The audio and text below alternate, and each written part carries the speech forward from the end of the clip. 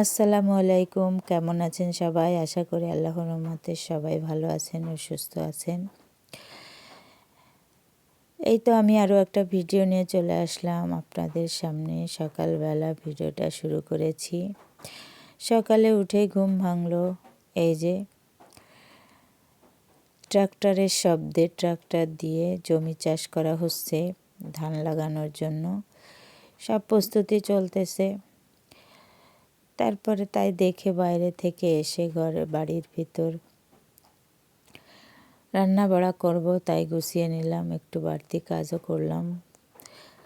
তারপরে এই যে রান্না তুলে দিচ্ছি। আজকে সবজি রান্না করব, সবজি বলতে ওলকপি রান্না করব। তা আমি এখানে ঝাল পেঁয়াজ মশলাটা কষিয়ে নিলাম।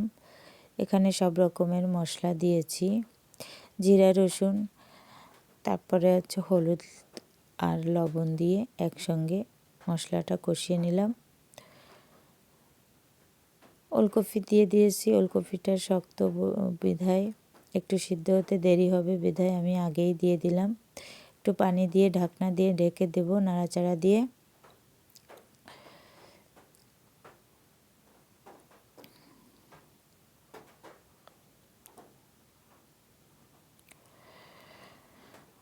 আমার কিন্তু অলরেডি কফিটা অর্ধেকটা সিদ্ধ হয়ে গেছে। এখানে কিছুটা আলু দিয়ে দিয়েছি।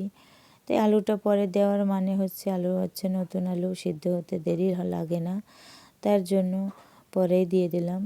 নাড়াচাড়া দিয়ে তারপর কিছুটা সিম দিয়ে দিলাম। সিমটাও সিদ্ধ হতে সময় লাগবে না, এটাকেও নেড়ে ছেড়ে তারপরে ঝোলের পানি দিয়ে দিব।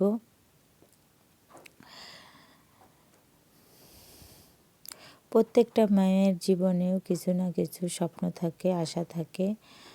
তাই এই তো জীবনের স্বপ্ন আশা নিয়ে সামনের দিকে এগিয়ে চলা। অনেক দিন থেকে ভিডিও দিতে পারিনি আপনাদের মাঝে। অনেকটা ঠান্ডা আর আমার তো সমস্যা লেগেই থাকে, অসুস্থ হয়ে থাকি সব সময়। অসুস্থতার কারণে ভিডিও দিতে পারিনি। তো এইটা আমার কিন্তু তরকারিটা রান্না হয়ে গেছে। একটু মাছ দিয়ে টমেটো দিয়ে দিচ্ছি। আর এটা হচ্ছে কাঁচা পাকা টমেটো নিয়ে আসছিল, কিন্তু এই যে পেকে গিয়েছে, একটা টমেটো দিয়ে দিলাম। পাকা টমেটো আমার একদমই ভালো লাগে না, কিন্তু এটা আধা পাকা টমেটো, একটু হালকা পেকে গেছে।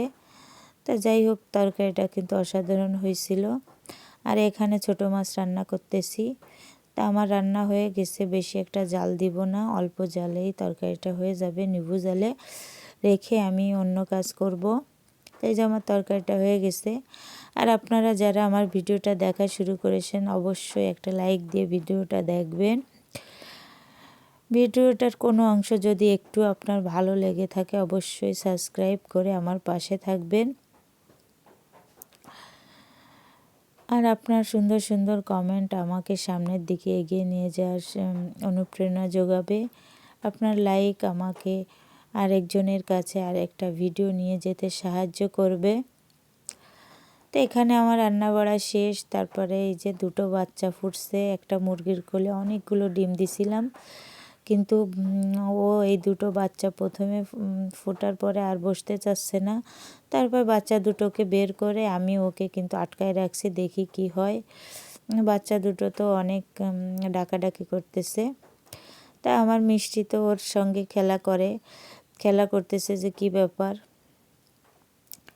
তো এইদিকে এই যে বাচ্চাগুলো, এগুলো বড় হয়ে গেছে, ব্রয়লার মুরগির বাচ্চাগুলো, দেশি মুরগির বাচ্চা। ব্রয়লারেরগুলো একটু বেশি বড় হয়ে গেছে।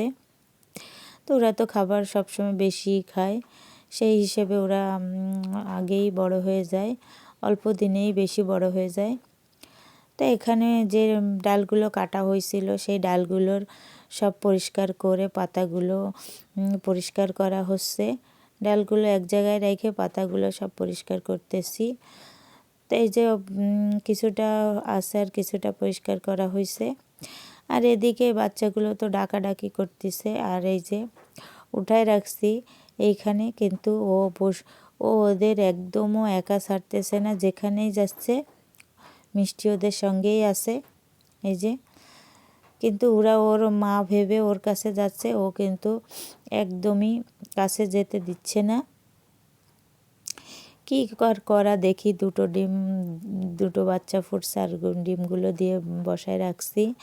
যদি না ফোটে তাহলে তো কিছু করার না, আর ফুটলে তো আলহামদুলিল্লাহ। যাই হোক, এইখানে বাচ্চাগুলো ওর মা ভেবে ওর কাছে যাচ্ছে, আর ও কিন্তু সরাই সরাই দিচ্ছে। অনেক দেশি বিড়াল আছে, বাচ্চা খায়, তারপরে বাচ্চা ধরে, কিন্তু আমার বিড়াল দুটো কোনো সময় কোনো মুরগির বাচ্চা কিংবা মাছ করতে গেলে ময়লা খাওয়া, মাছের আঁশটা খাওয়া।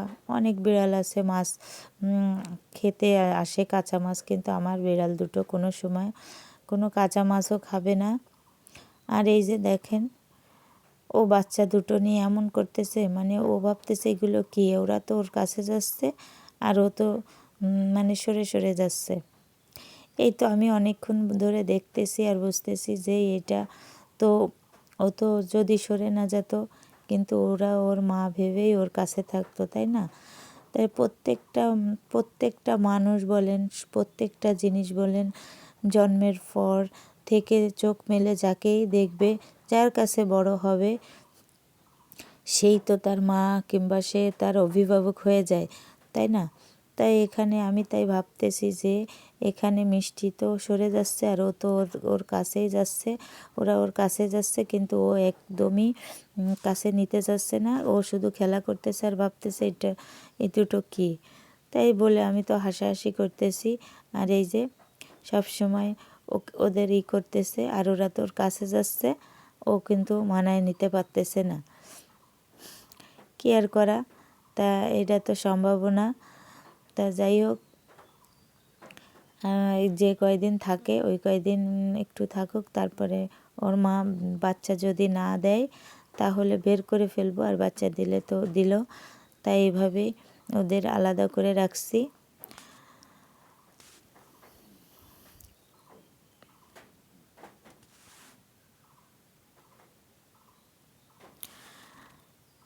মিষ্টিকে কিন্তু বেল্ট পরানো হয়েছে, কিন্তু আপনাদের দেখানো হয়নি।